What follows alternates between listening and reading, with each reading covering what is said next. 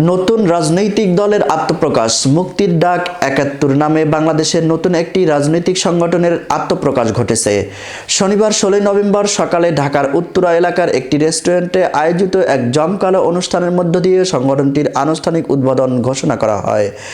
অনুষ্ঠানের চেয়ারম্যান হিসেবে দায়িত্ব নিয়েছেন আল রিয়াদ আদনান অন্তর, মহাসচিব হিসেবে দায়িত্ব পালন করবেন খলিলুল্লাহ গাজী এবং মুখপাত্র হিসেবে কাজ করবেন হুমায়ুন কবির জয়। মুক্তির ডাক ৭১ এর চেতনার চেয়ারম্যান আল রিয়াদ আদনান অন্তর জানান, মুক্তিযুদ্ধের চেতনায় স্বাধীনতার প্রকৃত মূল্যবোধ পুনরুদ্ধার এবং অন্যায়ের বিরুদ্ধে সোচ্চার এবং স্বাধীনতা বিরোধীদের শক্ত হাতে প্রতিরোধ করাই তাদের লক্ষ্য।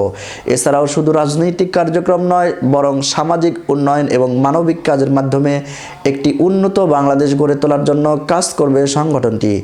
শীঘ্রই মাঠ পর্যায়ে কার্যক্রম শুরু হবে বলে জানান তিনি। অনুষ্ঠানে দেশের বিভিন্ন প্রান্ত থেকে বিশিষ্ট ব্যক্তিরা তরুণ প্রজন্ম অংশ নেন। অনুষ্ঠান শেষে দলীয় লোগো উন্মোচন করা হয়।